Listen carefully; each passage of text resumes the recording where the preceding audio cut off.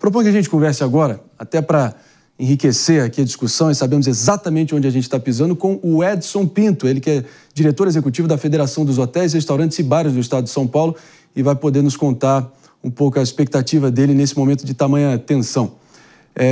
Tudo bem, a gente tem uma vinheta, vamos lá. Jovem Pan, informação e prestação de serviço.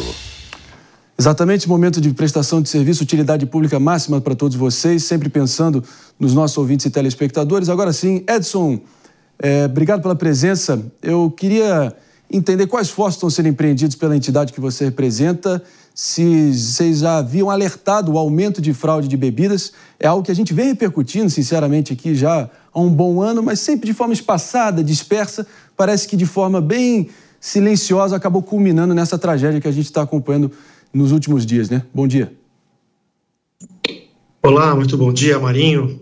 Prazer falar com você, com a sua audiência.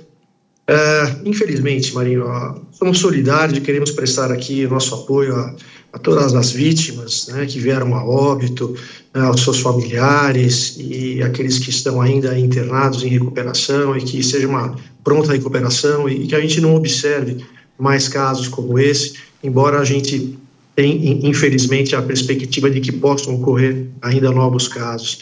Esse tema é antigo, Marinho, mas, infelizmente, né, as autoridades parecem que só agem quando realmente o problema fica de verdade grave, né? Porque até então, o que nós tínhamos era a questão da sonegação fiscal, muito forte. Tanto é que 6 meses atrás, em abril, o nosso núcleo de pesquisas e estatísticas, já preocupados com esse tema, nós nos debruçamos sobre essa matéria e soltamos um estudo que mostrava, na ocasião, que 36% das bebidas alcoólicas, e aí eminentemente os vinhos e os destilados, são de alguma forma falsificados ou adulterados ou têm uma importação ilegal no Brasil. Excluindo desses itens, Marinho, as cervejas, né? As cervejas, existem problemas de falsificação com cervejas, mas elas não estão nesse item de 36%. Aí a gente está falando especificamente de vinhos e os destilados. Na época, a imprensa deu bastante repercussão a esse estudo, mas nenhuma providência foi tomada pelas autoridades. E também, esse número de 36% não aconteceu de uma vez. Isso foi acontecendo aos poucos, né? Foi uma escalada do crime organizado, onde a gente observou ali uma tempestade perfeita, né? O combate frouxo das autoridades a esse tipo de delito, penas brandas e lucratividade. Então, compensava muito para o crime organizado entrar nessa modalidade criminosa. E são dois grandes problemas do nosso setor atualmente, Marinho, são as bebidas alcoólicas e os cigarros, que também são largamente falsificados e importados ilegalmente no Brasil. O problema definitivamente o buraco é mais embaixo, definitivamente. Cada vez mais a gente vem escavando e se surpreendendo com a profundidade na qual o crime organizado primeiro vem fincando raiz em todos os setores da sociedade e até o nível, o patamar, o buraco moral que eles são capazes de chegar para tocar o terror entre nós. De qualquer forma, esses esclarecimentos são fundamentais aqui para a nossa audiência. Vamos seguir aqui explorando ponto a ponto, item a item, com o Fernando Fonseca, com a próxima pergunta. Vamos lá, Fernando Fonseca. Eu queria comentar o seguinte, o impacto disso é muito grande, porque a confiança demora para você obter, mas você perde assim. Então, exatamente, todo mundo que está indo para um bar, para um restaurante hoje, para um hotel, tá se perguntando se está em risco ao pedir uma bebida alcoólica. E uma bebida são uma parte grande do faturamento de bares e restaurantes, que são parte grande do faturamento de hotéis. Então, isso prejudica o setor aí de forma relevante, o setor que já passou por grandes problemas durante a pandemia, que está começando a se reestabelecer. Tem mais uma nova má notícia aí para poder tratar e que vai ter uma repercussão que vai levar meses, aí, talvez até anos, para ser superada.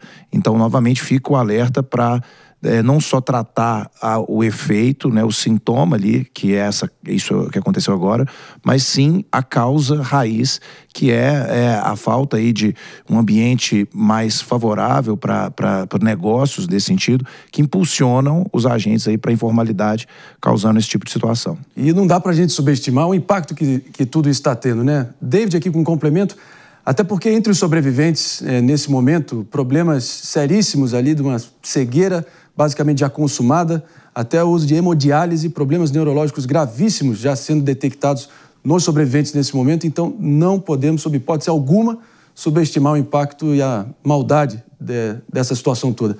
David, com complemento e a pergunta para o nosso convidado.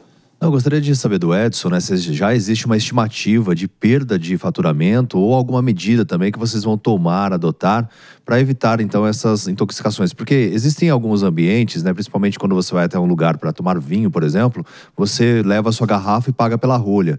Então, assim, às vezes também seria uma maneira viável de, olha, se você tem a segurança de tomar a sua bebida, você leva até o estabelecimento. Se existe alguma proposta nesse sentido e até mesmo uma estimativa de falta de arrecadação, porque, claro, é um setor extremamente importante também para a nossa economia. Obrigado pela pergunta, Davi, e também respondendo ao comentário do Fernando.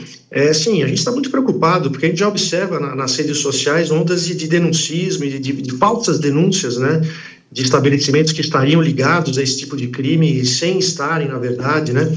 Então, assim, não obstante, né, a gente sabe que, infelizmente, existem empresários do nosso setor que fazem uso, né, da compra de produtos sem a devida garantia de procedência, né, sem nota fiscal, mas são casos isolados e que devem ser combatidos pelas autoridades. Isso é muito ruim, inclusive, para o mercado formal, porque isso estabelece uma concorrência desleal, na medida em que certos estabelecimentos vendem mercadorias mais baratas porque compram sem nota, né? Porque o que se observava, como eu disse anteriormente, era a questão da sonegação fiscal. Nós não tínhamos problema de intoxicação, porque justamente o crime organizado não utilizava produtos tão gravosos como o metanol. Eles utilizavam outros produtos inferiores para fazer essa mistura, né? Então, isso é que agora está estranhando, né? Todas as autoridades estão estranhando, até o mercado está estranhando, por que os criminosos agora estão utilizando esses produtos, né, que causam intoxicações tão graves e levam, inclusive, à morte, né? Levando em consideração que o criminoso também, de certo modo, é um empreendedor, ele não vai querer matar a galinha dos ovos de ouro. Então, isso é ruim para os negócios deles, né? Então, por isso é que há uma certa correlação, que inclusive isso teria uma ligação com a operação Carbono Oculto, realizada recentemente, né, que investigou combustíveis adulterados, e se imagina que deve ter sobrado nos estoques dos criminosos grandes quantidades de metanol. E para desovar essa mercadoria, eles acabaram vendendo isso para criminosos menores, de adegas e destilarias ilegais, que acabaram sem conhecimento técnico em química utilizando esse produto, né? Então, isso é muito ruim para o nosso setor, mas vamos lembrar, né, nós não fabricamos bebidas, né, nós compramos bebidas prontas que são comercializadas em doses nos nossos estabelecimentos. Então, essas misturas, essas adulterações não são feitas nos bares e restaurantes. Então, em certa medida, nós também somos vítimas, junto com os consumidores, da ação desses criminosos. Então, o que a gente tem que ter agora é orientar a categoria de como proceder efetivamente para tomar cuidados, porque assim, Davi, o nível de sofisticação dessas falsificações é absurdo. Você pega a garrafa, se você não for um especialista nessa matéria, você não identifica que ela é falsificada. A falsificação é perfeita. E aí utilizam notas fiscais frias, né? E não é de conhecimento hoje, né, comum, um local onde você possa acessar no site da Receita Federal para saber se aquela nota é quente ou é fria. Então, quando você vai ver, às vezes, sem saber, você acabou comprando uma mercadoria fria, né? E sem saber se ela é adulterada ou não. Então, o assunto é grave. A Câmara Federal, né, o Marinho mostrou para nós aí, o presidente Hugo Mota está tomando uma medida Essa medida é importante, mas isoladamente, realmente, né, ela não surte efeito, como comentou o Mano, né? Então, é preciso que sejam tomadas ações coordenadas em todos os níveis, federal, estadual e municipal, né? COAF, Polícia Federal, Ministério Público, as prefeituras agirem sobre essa questão que está realmente impactando a confiança dos consumidores no nosso setor. Então, trazer esse esclarecimento para a sociedade de que, embora isso exista em larga medida, também não é apenas em bares e restaurantes, mas em adegas clandestinas, destilarias, os ambulantes de rua. É preciso muito cuidado, né, quando o jovem, especialmente, sai das baladas, das boates, e tem aqueles ambulantes na porta da balada ali vendendo bebida alcoólica. Aquilo, com certeza, né, não é uma bebida muito confiável, eu não arriscaria, né? Essas festas informais que os jovens fazem em sítios ou em casas alugadas, e às vezes não há uma preocupação também com a origem desse produto, então é preciso que toda a sociedade fique muito atenta nesse momento. É isso aí. Edson Pinto, a gente agradece demais a sua presença aqui, não poderia ser diferente. E claro, as autoridades seguem a todo vapor aí buscando, enfim, conter na origem aí todos os malfeitores, os bandidos aí que estão criando esse terror todo. Inclusive, notícia que acaba de chegar a nós, a Força-Tarefa do Governo de São Paulo, nesse momento, identificou 2 irmãos suspeitos, pessoal, de adulterar bebidas alcoólicas. Então é importante a gente ter esse detalhe em mente. Então os esforços estão acontecendo, as associações envolvidas também tentando empreender todos os esforços, treinamento automático aí para o pessoal saber, para os estabelecimentos saberem identificar todos os possíveis indícios de clandestinidade, né, e de adulteração, de falsificação dos produtos que eles vendem para todos nós. Mas baita participação aqui do Edson Pinto, a gente agradece e portas abertas aqui no Morning Show. Obrigado. Muito obrigado, Marinho, pela oportunidade. Um abraço.